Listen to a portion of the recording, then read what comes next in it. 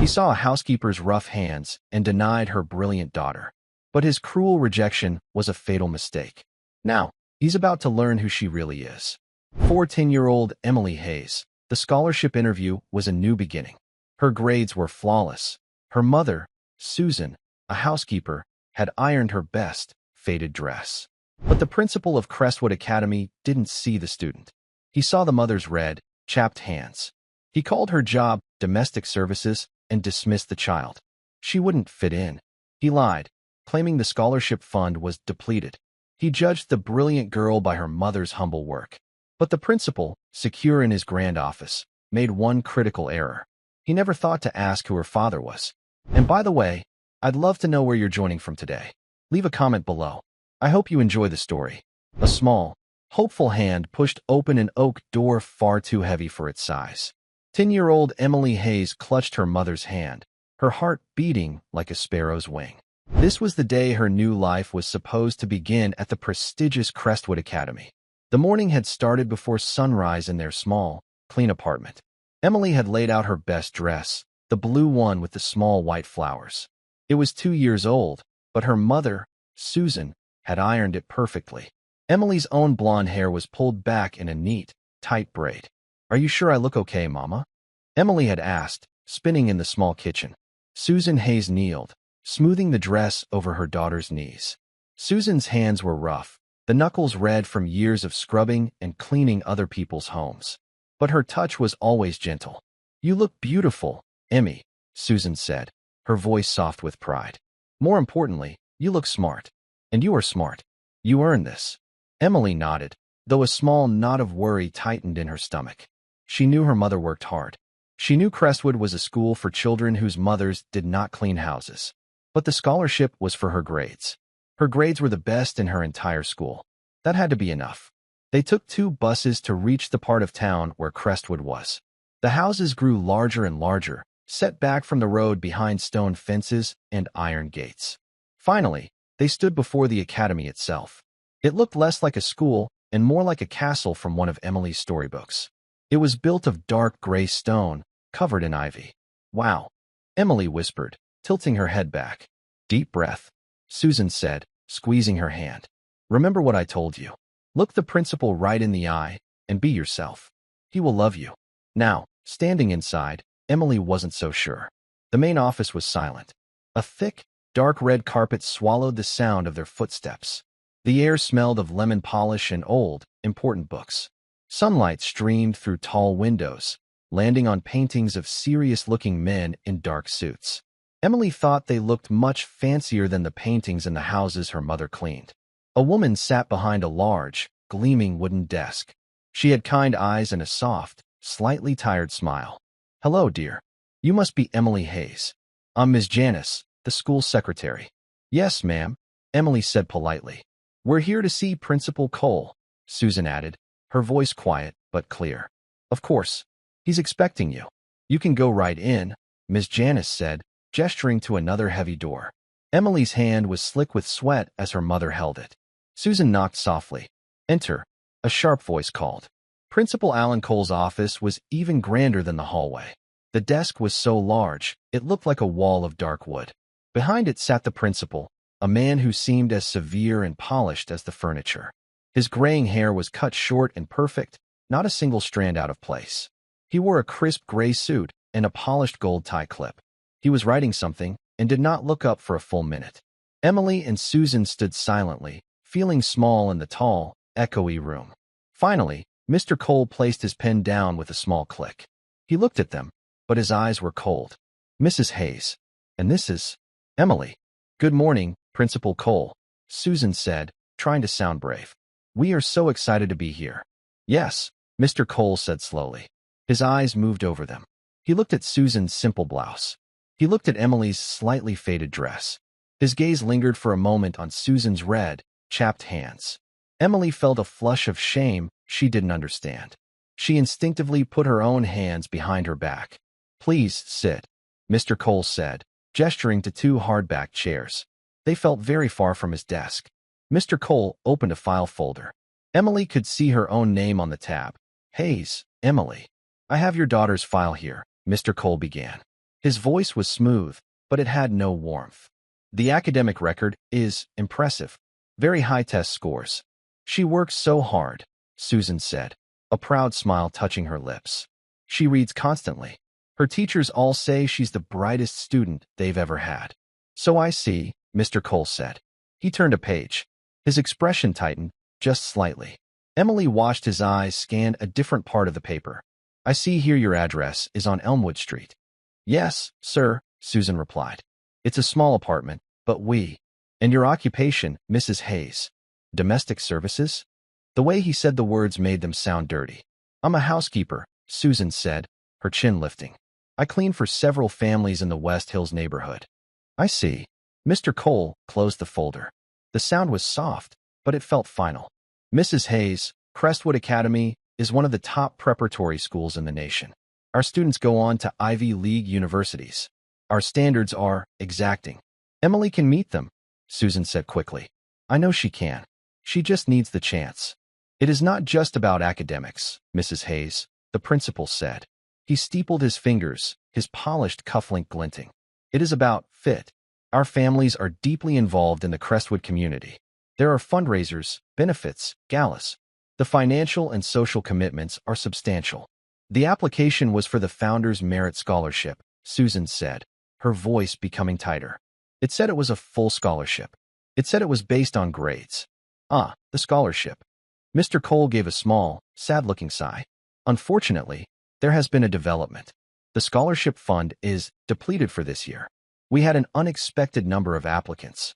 Emily watched the color drain from her mother's face. Depleted? Susan repeated. But, we were told. The letter said she was a finalist. It said to come today for the interview. That was a formality, Mr. Cole said, waving a dismissive hand. A clerical error. The funds are simply not available. Without the scholarship, the annual tuition is $40,000. Emily gasped. She didn't know how much money that was, but she knew from her mother's face that it was impossible. It was more than all the money in the world. I don't understand, Susan stammered. Mr. Cole's expression shifted. The false politeness was gone. Now, there was only impatience. Mrs. Hayes, your daughter is clearly a bright girl, but she will not be attending Crestwood. Is there any other way? Susan asked, her voice trembling. A payment plan? I can work more. I can. That will not be necessary. Mr. Cole cut in, his voice sharp as glass. This environment, it would be too much for her. She would feel out of place. The other children, they come from different backgrounds. Different from what? Susan asked, and now her sadness was turning into anger. From a housekeeper's background, Mr. Cole said plainly. She would be better served at the public school in your district. It would be a more comfortable fit. The principal stood up. The meeting was over. Emily felt a tear slide down her cheek. She didn't understand all the words, but she understood the feeling. She understood no. She understood the way Mr. Cole looked at her mother. Susan stood slowly. She took Emily's hand. Her own hand was shaking, but her grip was firm. She looked directly at Principal Cole, her back straight. You've judged my daughter based on my job, Susan said, her voice low and shaking with fury. You've judged her based on where we live. You never even asked her a single question. I have made my decision, Mrs. Hayes, the principal said, turning his back to them. He looked out his large window at the perfect green lawns. Ms. Janice will show you out. Susan turned and walked, pulling Emily with her. Emily looked back one last time, but the principal was still admiring the view. They walked through the silent, polished office. Ms. Janice, the secretary, was watching them.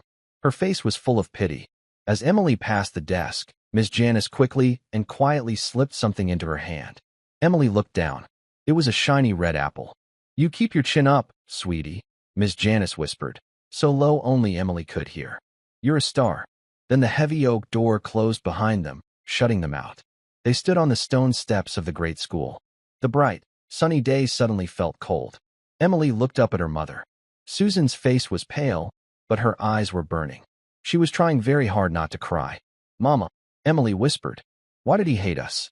Susan finally let out a long, shuddering breath. She sank onto the bottom step and pulled Emily into a tight hug. Oh, baby, he doesn't hate us, Susan whispered into her daughter's hair. He doesn't know us. He's a small man, Emmy. A small, cruel man who lives in a big, fancy building. But the scholarship. He lied, honey. I don't know why, but he lied. Emily held on to her mother, her face buried in Susan's shoulder. The blue dress didn't feel so special anymore.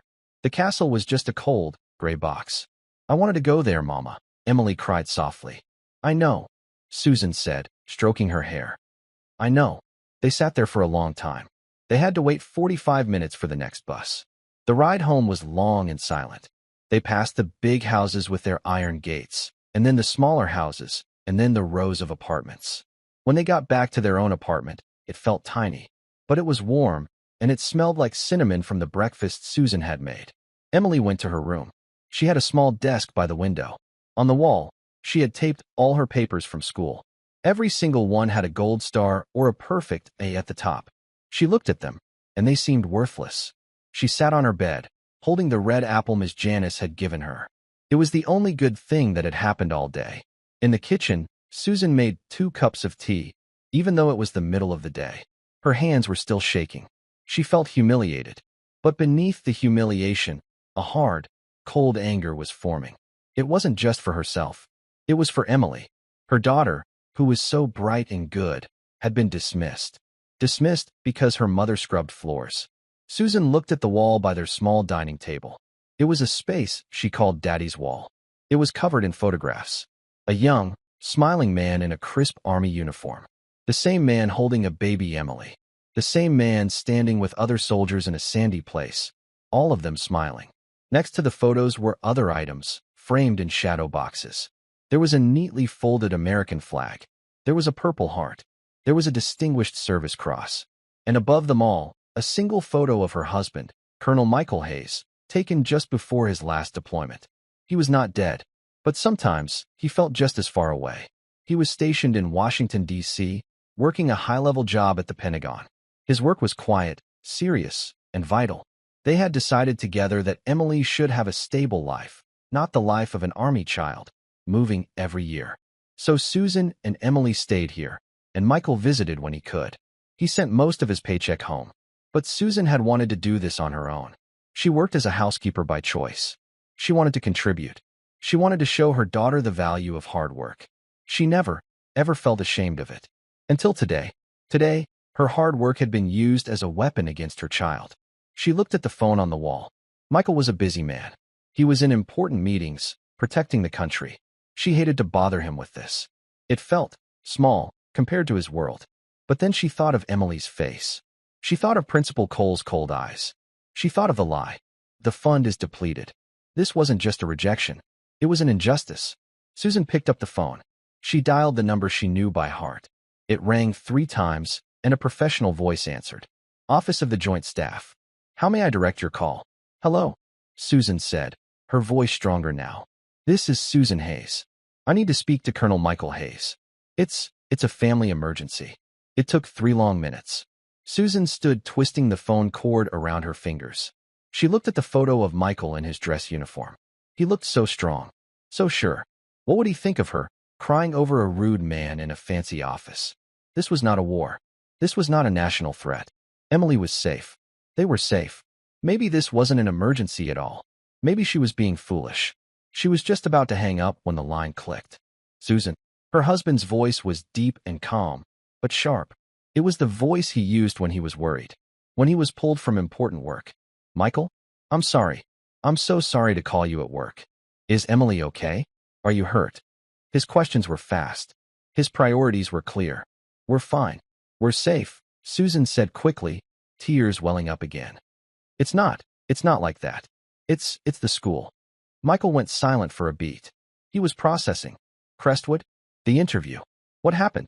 Susan took a shaky breath. She explained the whole morning. She told him about the beautiful building and the secretary, Miss Janice. And then she told him about Principal Cole.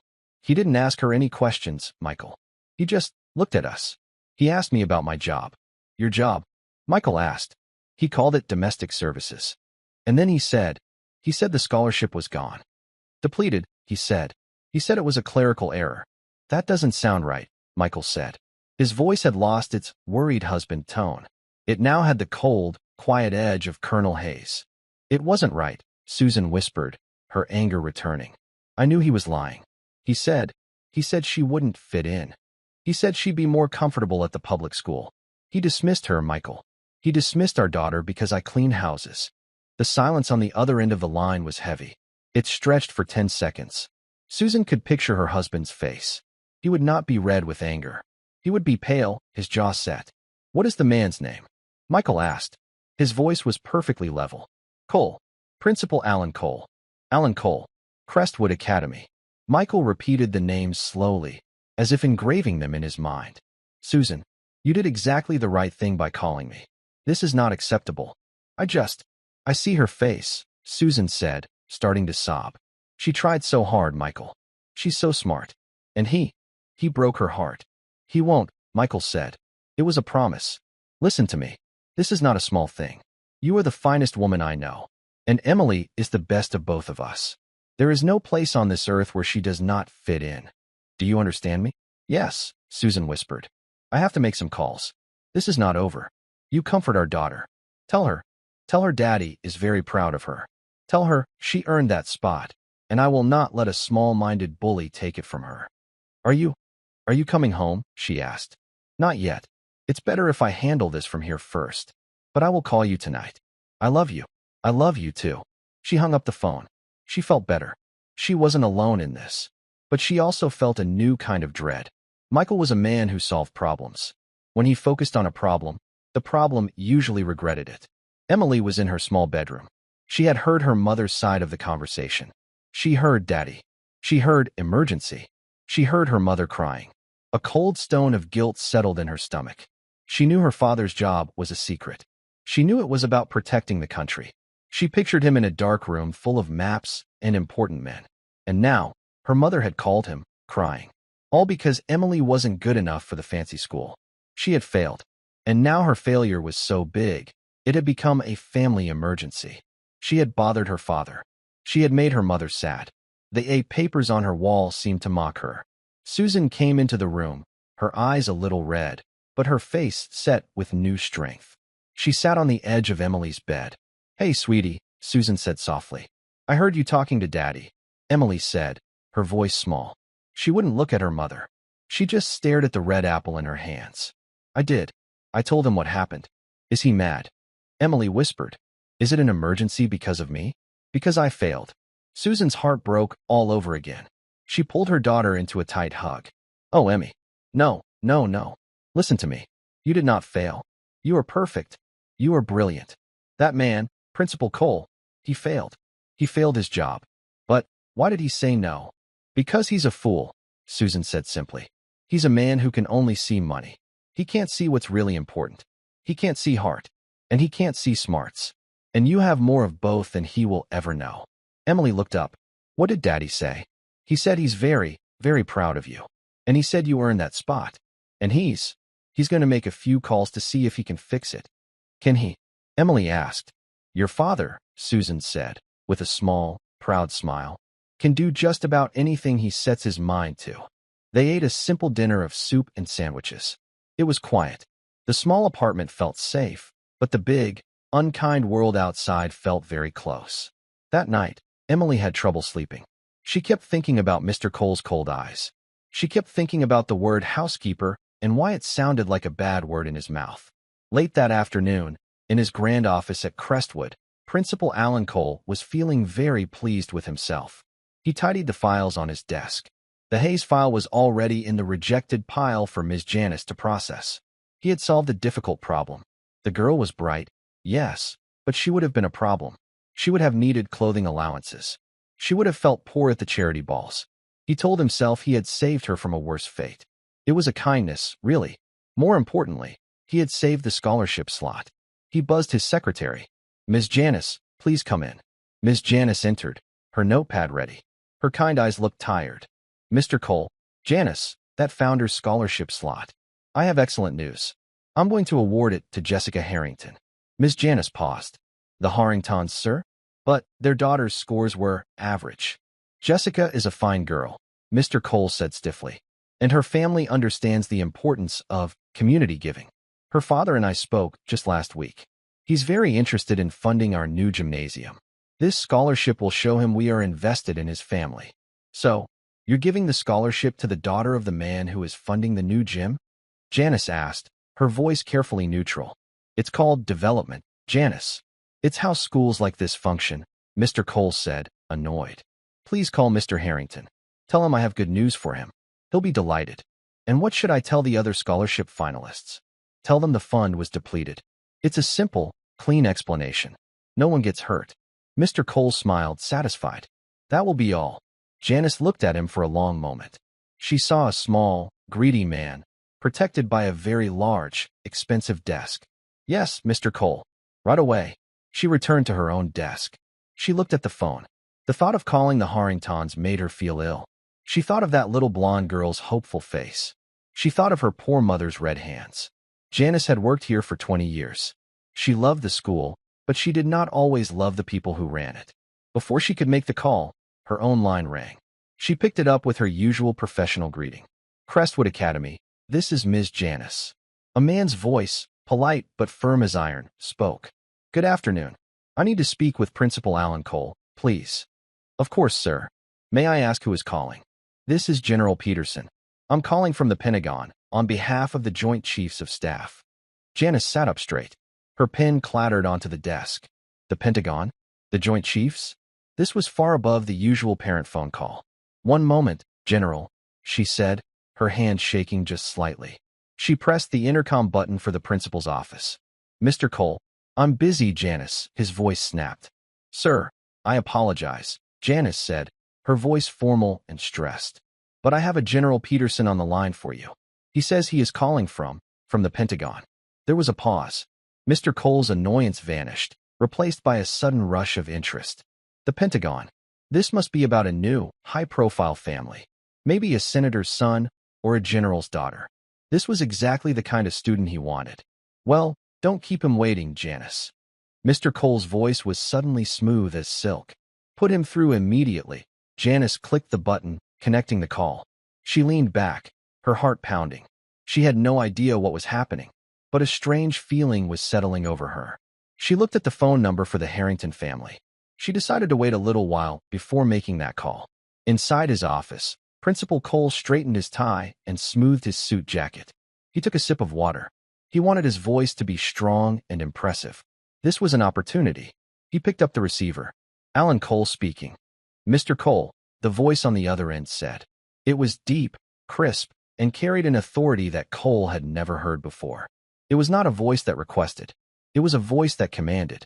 This is General Mark Peterson. I'm calling from the office of the Joint Chiefs of Staff. General, Cole said, his voice instantly becoming warm and respectful. What an honor. How can Crestwood Academy be of service to you and our armed forces? I'm calling about a specific administrative matter, the general said. He did not return the pleasantries. It concerns your founder's merit scholarship. Cole's stomach did a small flip. He thought of the Harrington family. Did they have a military connection he didn't know about? Of course, General, Cole said, trying to sound helpful. It's our most prestigious award for incoming students. We've just completed our selection process. So we understand, the general said. We also understand that a finalist for that scholarship, a child with a perfect academic record, was informed this morning that the scholarship fund was, quote, depleted. Can you confirm this? Cole began to feel a cold trickle of sweat. This was not about the Harringtons. Well, yes, General, Cole stammered, his professional smoothness cracking. We had an unexpected number of qualified applicants. It was a very difficult decision. A simple administrative issue, I assure you. A clerical error, I believe was the term used, the general said. His voice was like ice. Mr. Cole, the child in question is Emily Hayes. Cole's blood ran cold. He gripped the phone receiver so hard his knuckles turned white. Hayes, the housekeeper's daughter. How could this be? Emily Hayes. Cole repeated, trying to sound confused, as if he barely remembered the name. Do not waste my time, Mr. Cole. Emily Hayes, 10 years old, blonde hair, applicant for the Founder's Scholarship, daughter of Susan Hayes. The general paused, and the next words were spoken with slow, deliberate weight. And daughter of Colonel Michael Hayes. Cole stopped breathing. Colonel? I was not aware of a military connection, Cole managed to say. That is precisely the problem, General Peterson said. You were not aware. You were not aware that Colonel Hayes is one of the most decorated strategic officers in the United States Army. You were not aware that he is currently serving in a vital, high-level capacity at the Pentagon. And you were not aware that the U.S. military takes a very, very dim view of its service members' families being treated with prejudice. Prejudice, Cole yelped, his voice high and thin. I assure you, General, there was no. It was purely a financial matter. The scholarship fund. The scholarship fund, the general cut in, his voice dangerously quiet, which you told Mrs. Hayes was depleted.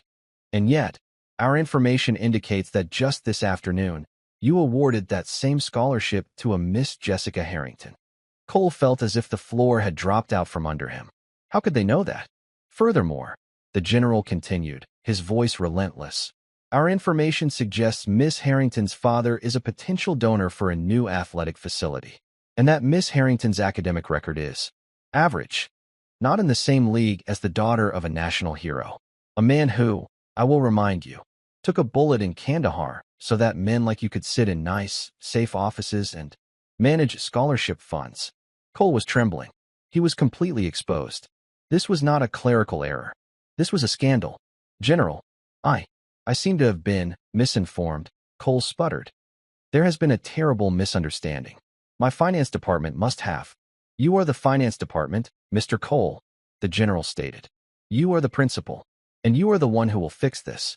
Colonel Hayes and his wife did not ask for special treatment. They only asked for what their daughter earned. A fair chance.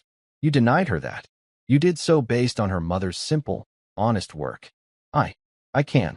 I will look into it immediately. You will do more than look into it, General Peterson commanded. You will rectify this clerical error. You will call Mrs. Hayes. You will apologize to her. And you will give Emily Hayes the full scholarship she earned. Am I understood? Yes, General. Perfectly. I expect to receive a call from Colonel Hayes by 0900 tomorrow, confirming that this has been done. The general paused.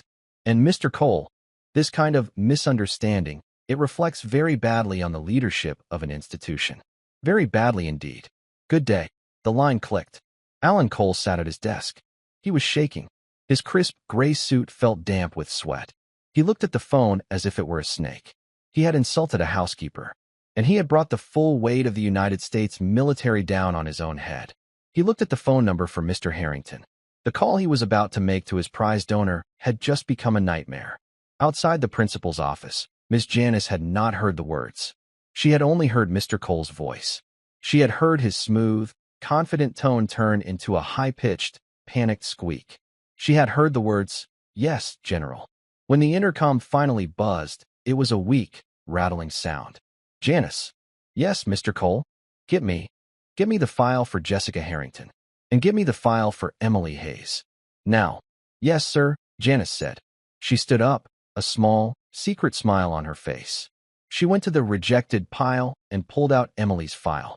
200 miles away, in a quiet, secure office in Washington, D.C., Colonel Michael Hayes hung up the phone. He was not in uniform. He was in a simple black polo shirt and slacks, the required attire for his plainclothes assignment at the Pentagon. He stared at the photo of Susan and Emily on his desk. His door opened, and a large man in a full dress uniform, stars on his shoulders, walked in. It was General Peterson. He was not a cold man. He was, in fact, Michael's oldest friend and mentor. Well, General Peterson asked, his voice now warm and rumbling. He folded, Michael said, a muscle in his jaw tight. He'll make it right. I should hope so, the general grumbled. A man who insults an honest day's work. I've got no patience for it. And to do it to your family, Mike, after all you've. It's done, Mark, Michael said, cutting him off gently. He didn't want thanks. He just wanted it fixed. I appreciate the call. I owe you. You owe me nothing, the general said. It's the least we can do.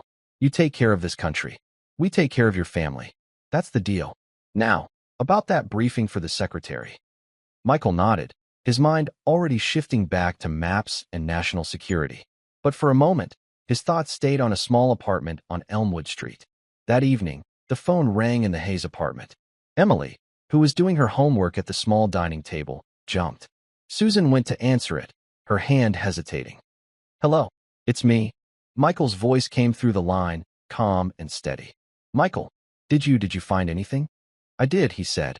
I made a few inquiries. It seems there was a significant clerical error, just as we thought. What does that mean? Susan asked, gripping the phone. It means that Principal Cole will be re-evaluating his decision. I have a strong feeling you're going to get another call from the school, probably tomorrow morning. Are you sure? Susan whispered, not daring to hope. I am sure, Michael said. You just be ready to accept his apology. He's going to apologize? I believe he will be highly motivated to do so, Michael said. How's Emmy? Susan looked over at her daughter. Emily was watching her, her eyes wide with a mix of fear and hope. She's right here. She's a rock, Michael, just like her father. You're the rock, Susan, he said softly. I'll call this weekend. I love you both. We love you. Be safe. Susan hung up and turned to Emily. That was Daddy. Is it fixed? Emily asked. Susan pulled her daughter in for a hug. He thinks so, honey. He thinks that mean man made a big mistake, and he's about to find out just how big it was. The next morning, Alan Cole arrived at Crestwood Academy before the sun was up. He had not slept. He looked pale and rumpled. His first call was to Mr. Harrington. It was a disaster. What do you mean, mistake? Harrington boomed over the phone. You told me Jessica was in. You gave me your word. I know. Robert, I know. Cole said, wiping his face with a handkerchief. But there's been a review. The board of trustees stepped in. They felt the primary scholarship. It had to go to another candidate. A hardship case. A hardship case? You told me it was depleted. You're a liar, Cole. We can still find a place for Jessica. Not at your school. You won't. Harrington roared. And you can forget about the gymnasium. I'm pulling my support. You'll be hearing from my lawyers. The line went dead. Alan Cole sat at his desk, his head in his hands. In 12 hours, he had been humiliated by a general, lost $1 million donation, and now he had to make the most humiliating call of all. He found the number for Susan Hayes. He dialed it, his hands shaking. The phone rang, splitting the quiet morning in the Hayes apartment. Susan and Emily were at the kitchen table. Emily was just moving cereal around in her bowl. She had not wanted to eat. Susan was drinking coffee, her stomach in knots. They both stared at the phone. It rang a second time. It might be him, Susan said, her voice barely a whisper. She stood and walked to the phone, wiping her damp palms on her jeans. She took a deep breath and picked it up. Hello? This is Susan Hayes. A man's voice cleared his throat. It was a weak, strangled sound. Mrs. Hayes. This is Principal Alan Cole from Crestwood Academy. Susan stood up straight. She held the phone tightly. She said nothing. She let the silence stretch. I'm calling about our meeting yesterday, he stammered. Regarding your daughter, Emily. I remember the meeting, Susan said. Her voice was calm and cold. Yes.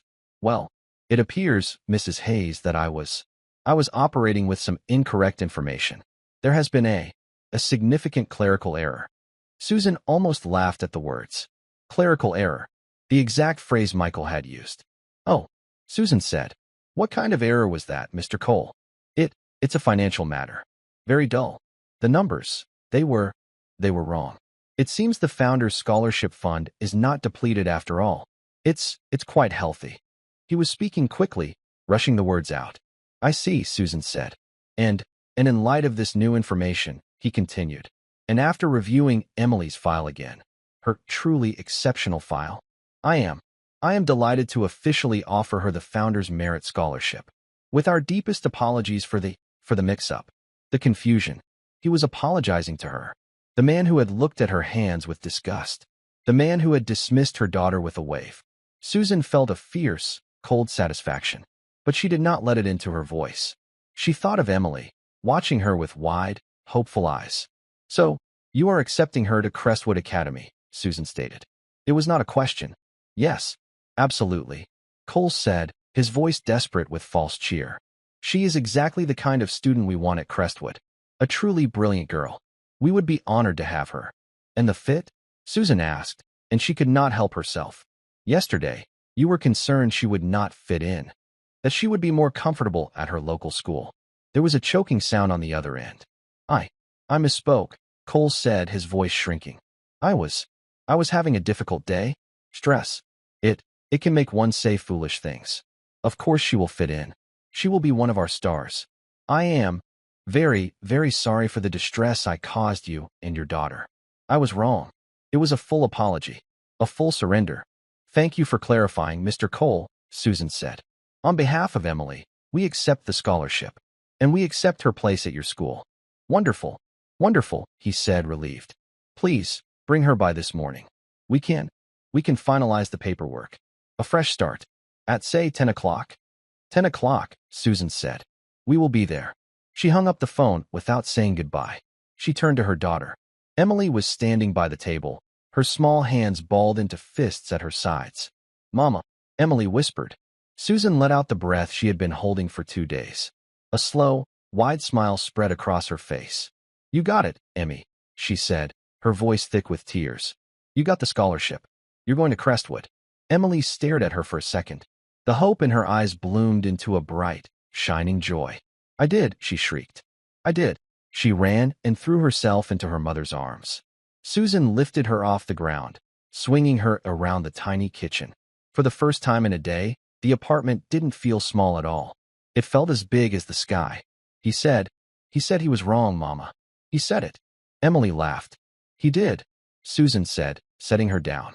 He said he made a terrible mistake. Emily's joy faded just a little. She looked up at her mother, her bright, 10-year-old mind working.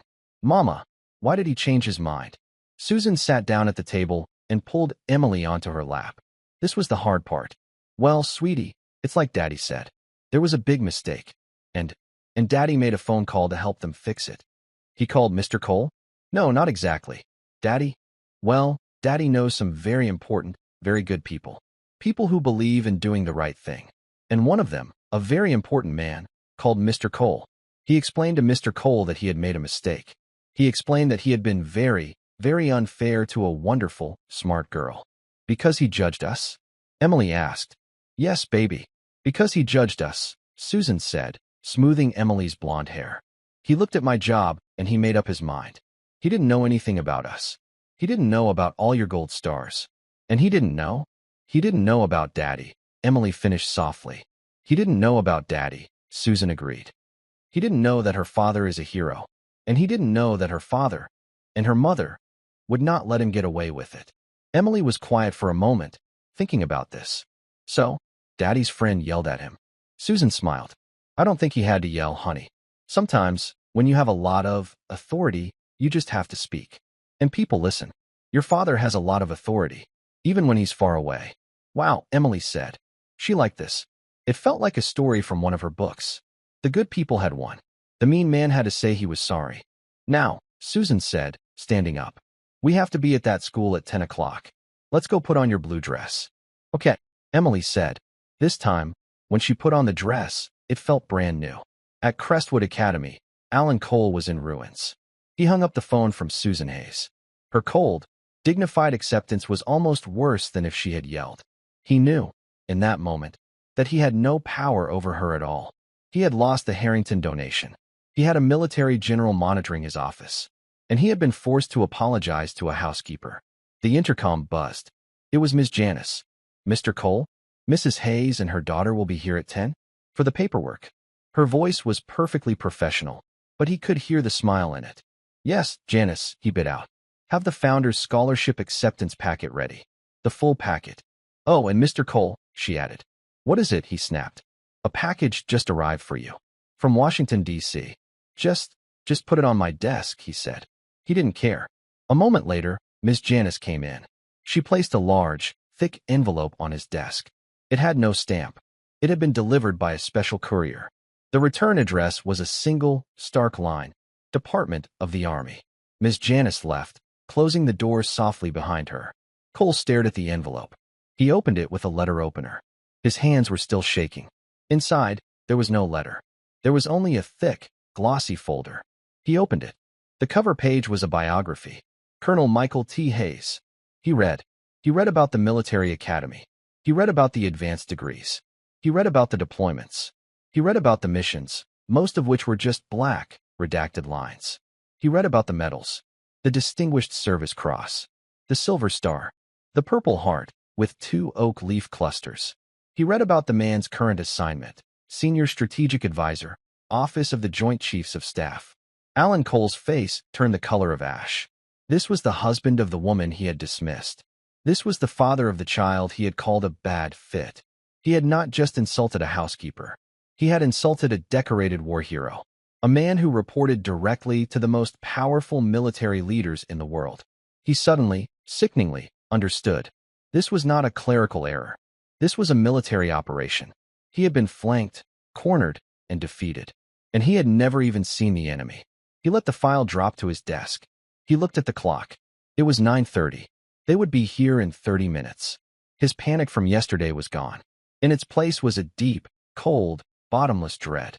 The second bus ride to Crestwood was different. Emily sat with her back straight, looking out the window. The big houses didn't seem as scary today. They just seemed like houses. She wasn't a small girl asking for a favor. She was a student. She belonged. Susan held her hand, but this time, her grip was relaxed. As they walked up the stone path, the heavy oak doors of the school seemed to open just a little bit easier. When they stepped inside, the main office was not silent. Miss Janice was at her desk, but she was not alone. Standing beside her desk, looking out the tall window, were two men. They were both in uniform. Not the camouflage that Emily had seen in her father's pictures from far away. These were deep, perfect, dark blue uniforms, covered in medals and ribbons. They were crisp, pressed, and powerful. One man was older, with gray hair and stars on his shoulders. He looked like the portraits on the walls, only he was real. The other man turned from the window as the door opened. He was tall and strong. His face was serious, but his eyes were smiling. "Daddy," Emily whispered. Colonel Michael Hayes broke his formal stance and knelt, opening his arms. "Hey, Emmy Bean," he said, his voice thick. Emily let go of her mother's hand and ran. She flew across the polished floor and leaped into her father's arms. He caught her in a hug, so tight it lifted her off the ground. "You're here," she cried into his shoulder. "You're really here. I told you I'd fix it," he whispered, kissing the top of her blonde head. "I had to come see my girl on her first day." Susan walked over, tears streaming down her face. Michael held out one arm and pulled her into the hug. He held his two girls, his family, together in the main office of Crestwood Academy. "I missed you, Mike," Susan whispered. "I missed you more," he said. After a long moment, they parted. Michael stood up, holding Emily's hand. The other man, the general, stepped forward. He had a kind, grandfatherly smile. "You must be Emily," he said, his voice a low, friendly rumble. "I've heard a great deal about you. Are you the one who called?" Emily asked, her voice full of awe. The general laughed. "I am. I'm General Peterson. Your father and I go way back. We couldn't let a little clerical error stand in the way of a brilliant student. Now, could we?" "No, sir," Emily said. Just then, the door to the principal's office opened. Alan Cole stood in the doorway. He was pale. His eyes were wide and frantic. He was not looking at Susan or Emily. He was staring at the two uniforms. He was staring at the medals. He was staring at the stars on General Peterson's shoulders. He was staring at the man whose file was sitting on his desk. "Mr. Cole," General Peterson said, his voice no longer grandfatherly. It was the voice of command. "We're here to finalize the paperwork for Emily Hayes." Alan Cole looked at Colonel Hayes. He saw the face from the biography. The war hero. The man he had offended. "Colonel, General," he stammered. I wasn't expecting. Please, come in. All of you." "Thank you, Mr. Cole," Michael said, his voice quiet and cold. He squeezed Emily's hand. "I believe you've already met my wife. And this is my daughter." They walked into the grand office. The room that had felt so large and intimidating yesterday now seemed small, crowded by the presence of the two uniformed men. Alan Cole was a puddle of a man, desperately trying to hold his shape. He was sweating. His face was a sickly, pale gray. His eyes darted from the stars on General Peterson's shoulders to the rows of ribbons on Colonel Hayes's chest, and then to the damning personnel file on his desk. Please sit down," Cole said, gesturing not to the hard-backed chairs of yesterday, but to the expensive leather sofa and armchairs in the corner of his office. Can I get you some coffee? Water?" "We are not here for coffee, Mr. Cole," General Peterson said. His voice was a low rumble that seemed to shake the windows. He did not sit. He stood at ease, his hands clasped behind his back, looking at the portraits of the school's founders. Colonel Hayes did not sit either. He walked, his footsteps silent on the thick carpet.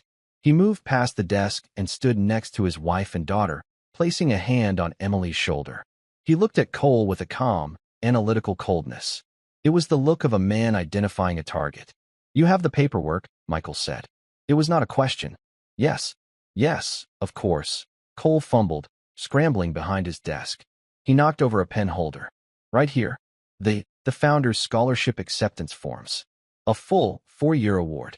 He held the papers out. Michael did not take them. He nodded to his wife. Susan stepped forward. Her back was straight. Her chin was high. She walked to the magnificent desk that had been used to humiliate her. She looked at Alan Cole, her eyes holding no fear and no pity. She simply held out her hand. Cole, trembling, placed the papers in her hand. The hand he had judged. The hand he had called domestic services. Susan took the papers and a pen. She began to sign them, her script neat and strong. "Mr. Cole," Michael said, his voice quiet, drawing the principal's terrified gaze. Yes, Colonel. I believe you have something to say to my daughter." Cole's eyes snapped to Emily. She was standing tall, her hand holding her father's. She was not smiling. She was just watching him. He was trapped. He knew it. The men in his office were not here to negotiate. They were here to accept his surrender. He swallowed. The sound was loud in the silent room. Yes, of course. He pushed himself away from the desk and walked around it. He stood in front of the 10-year-old girl. He was the most powerful man at Crestwood. She was the daughter of a housekeeper, and he was terrified of her. He tried to bend at the waist, but his back was too stiff. He ended up in a pained, awkward hunch. "Emily," he began, his voice cracking. He cleared his throat and tried again. "Emily, I wanted to apologize. To you. I was wrong." Emily just watched him. "I made a terrible error in judgment," he stammered. You are a brilliant student. Crestwood, we are honored to have you. I am very, very sorry for the way I treated you. And your mother. I hope you can accept my apology." Emily looked at him. She saw a small, scared man. The big, fancy office was just a costume. He was not a giant from a storybook. He was just a man who had been mean, and who had been caught. She nodded once. "I accept your apology, Mr. Cole," she said, her voice clear and small, but stronger than his. Cole looked as if he might faint from relief. "Wonderful. Thank you. Thank you." Susan placed the signed papers on his desk. "We are finished here." Yes, of course," Cole said. "School starts on Monday. We will have her uniform and book packet ready. Miss Janice will handle that," Michael said, cutting him off. He put his hand on the small of Susan's back. "Let's go." General Peterson turned from the window. "Mr. Cole," he said, his voice a final, sharp warning. "We trust. This will be the end of all clerical errors at this institution. I can assure you, the Department of the Army takes a keen interest in the well-being of its families." "Yes, General. Absolutely, General." "Understood," Cole whispered. Colonel Hayes, Susan, and Emily turned and walked out. General Peterson followed, giving Cole one last look that promised consequences should he ever forget this day. They closed the heavy door behind them, leaving Alan Cole alone in his grand office, a broken man. He sank into his expensive chair, his career in ruins. He had saved a scholarship, but he had lost everything else. In the main office, the air was clear and bright. Miss Janice was at her desk, pretending to type. But her eyes were red, and she was smiling. As the family and the general walked out, she stood up. "Welcome to Crestwood, Emily," she said, her voice warm and genuine. "We are so very happy to have you." Emily let go of her father's hand. She walked to the secretary's desk. She looked at the kind woman who had been the only sunshine in that first, dark visit. "Thank you, Miss Janice," Emily said. She reached into the pocket of her blue dress. I ate the apple. It was very good." Miss Janice's eyes welled with tears. She reached across the desk and briefly squeezed Emily's small hand. "You are welcome, dear," she whispered. "You are very welcome. You're going to do great things here." General Peterson smiled. "See, Mike, I told you this was a good school. Just had one bad apple in charge." He looked at his watch. "Well, I must be on my way. I have a plane to catch. Susan, a pleasure to see you again." and young lady, he said, giving Emily a formal, respectful nod. I expect to see your name at the top of the honor roll. Yes, sir, Emily said, snapping a small, clumsy salute. The general laughed, a big, warm sound. He gave Michael a quick, firm hug. Take care of them, Mike. Always, Mark. Thank you. The general left, and the main doors closed. For a moment, the three of them stood in the quiet, polished hall. It was the first time they had been together as a family in 6 months. So, Michael said, looking down at his daughter, this is a pretty fancy place. It's okay, Emily said, shrugging. It's just a building. Susan and Michael laughed. Come on, Michael said, taking Susan's hand in one of his and Emily's in the other.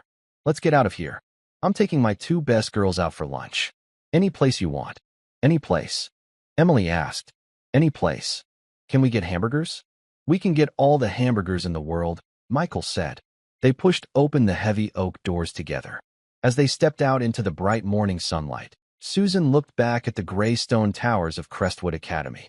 It was not a castle, and it was not a cold, gray box. It was just a school, and her daughter belonged there. 2 days later, they were at the bus station. It was gray and drizzling. Michael was in his civilian clothes again, his bag at his feet. His time was up. Do you have to go, Daddy? Emily asked, holding onto his jacket. I do, Emmy Bean, he said, kneeling. He tucked a strand of blonde hair behind her ear. I have to get back to my job. General Peterson can't have all the fun, can he? Are you going to yell at more principals? She asked. Michael laughed, a short, warm sound. I hope not. That's not really my job. My job is just to make sure good people are safe, so they can do their jobs, like your mom, or like you going to school. I love you, Daddy, she whispered, hugging him tight. I love you more, short stuff. Be good. Listen to your mom. And work hard. You earn this. I will, she said. He stood and turned to Susan. They looked at each other, not needing to say all the things they felt. Thank you, Mike, Susan said softly. I could have. I just didn't know how. You did everything right, Susan, he said. He gently took her hands in his, the hands that were red and chapped from work. He turned them over and kissed her palms. Don't you ever let anyone make you feel small because of these hands. They've built our life. They've raised our daughter. They are the strongest, most honorable hands I know. Susan cried then, tears of pride and love. I love you, Michael. Come home safe. Always, he said. He kissed her, and then he kissed Emily one last time. He picked up his bag, gave them one last look, and disappeared onto the bus. Susan and Emily stood, waving until the bus turned the corner. Monday morning was bright and clear. Susan walked Emily to the tall, iron gates of Crestwood Academy. Emily was not wearing her blue dress. She was wearing the Crestwood uniform, a dark green plaid skirt, a crisp white shirt, and a green blazer. It fit perfectly. She looked smart. She looked like she belonged. Susan kneeled, just as she had on that first day. All right, Susan said, her voice soft. A new adventure. Are you scared? Emily looked at the big stone building. She saw other children getting out of fancy cars, all wearing the same uniform. She took a deep breath. A little, she said honestly. But I'm more excited. It's like I said. It's just a building. And you're the smartest girl in it, Susan said, kissing her forehead. Go on. I'll be right here at 3 o'clock to pick you up. Emily nodded. She shouldered her new backpack. She turned to walk away, then hesitated. A few feet away, another girl was standing alone. She, too, had a new-looking uniform. She was nervously twisting a button on her blazer, looking as though she might cry. Emily looked at the girl. She looked at her mother. Susan just smiled, a small, proud nod. Emily walked over to the new girl. Hi, Emily said, her voice clear and kind. My name is Emily. It's my first day, too. The girl looked up, her eyes wide with relief. I'm Jessica, she said. I'm scared. Me too, a little, Emily said. But my dad says it's okay to be scared, as long as you're brave anyway. She held out her hand. Do you want to walk in together? Jessica nodded, a small smile breaking through her fear. She took Emily's hand. Susan watched as her daughter, the housekeeper's daughter, the war hero's daughter, walked through the gates of the grand school. She was not walking in with her head down. She was walking in with her head held high, pulling someone else up with her. She belonged. And that's where we'll end Emily's story for now. Whenever I share one of these, I hope it's a reminder of the quiet strength and dignity found in people like Susan, or the simple, clear-eyed courage of a girl like Emily. It's a story about how easily we can judge by the wrong things, like the roughness of a hand, and miss what truly matters. I'd love to know what you were doing while listening. Maybe winding down for the evening, or on your daily commute. Drop a line in the comments. I really do read them all. And if you want to make sure we cross paths again, hitting like and subscribing makes a huge difference. We're always trying to improve, so feel free to share your feedback below. Thanks for spending this time with me.